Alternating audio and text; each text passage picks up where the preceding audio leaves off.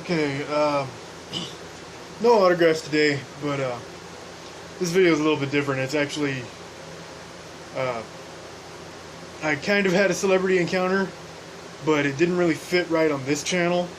So I put it on another channel that I run where I do like fishing and outdoor stuff and exploring. So it kind of fit better over there. And what it is me and a friend of mine went and we visited some famous grave sites in a cemetery close by. And they're all people that, it relates to this channel here because they're all people that I'm actively trying to find autographs of. I've located an autograph of one of them, but that was a while back, and I haven't seen another one since because the guy's been dead for over 100 years.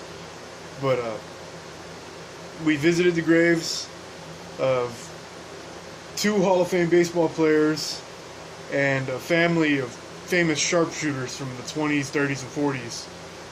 They were the Topperwine family.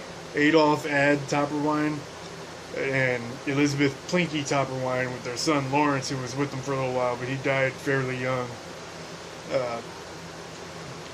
Adolf, or Ad, lived until the 60s, and his wife died in like 45, I believe. Elizabeth did. So they've been gone for a long time. I've seen autographs from them. I've seen them in person. I've seen some of the artwork they did. They would shoot pictures of like Abraham Lincoln or an Indian head, like like on the old Buffalo nickels, stuff like that. They would draw those pictures just shooting it, and the bullet holes would make those pictures. I've seen stuff like that in person at museums and stuff. I haven't been able to find any of their autographs. We also visited Rube Waddell, old pitcher from the dead ball era who led the major leagues in strikeouts like every year.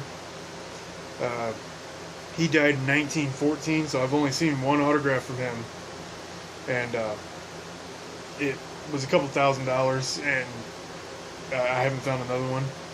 The other one was Ross Young, who's played for the Giants at the Polo Grounds back in the day, and he died in 1927. He was only 30 years old, died in pretty much the middle of his career, pretty much. But he still managed to make the Hall of Fame. He only played for 10 years.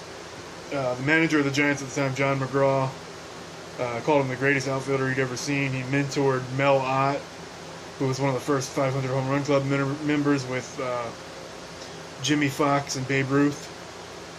So the guy was pretty good. Well, an all-time great. Considered one of the greatest outfielders ever, even playing in the dead ball era. So those were the 3 we visited. There's another player out there named Pinky Whitney that I wanted to visit, but we couldn't find the information on where he was buried. And he died in 1987, so there are autographs available from him that aren't crazy expensive. And there's a couple I'm looking at on eBay that I'm probably going to end up buying. There's also several congressmen and other politicians that are buried out there.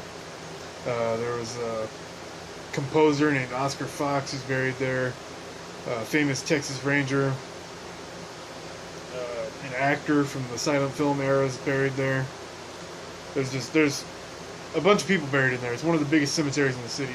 It's probably the 2nd or 3rd biggest cemetery in the city, and there are cemeteries all over the city. Like, there's just millions of people buried around here. The biggest one would probably have to be Fort Sam Houston. The second biggest one would be the one we visited in this one, Mission Burial Park. And then there's San Fernando Cemetery, which is huge, and there's a lot of famous people buried in there. I'd also like to go visit some sports players. I believe I don't remember what it was. I think it was the only NFL player to ever die on the field from an injury is buried here in town. I can't remember what his name is offhand. That's what I heard at the time anyway, so I don't know how correct that is. But anyway, I'm going to put the link down in the description. Check out the video, check out that channel if you want, if you're into that kind of stuff. If not, just check out the video because it's somewhat relevant to this channel. And, well, thanks.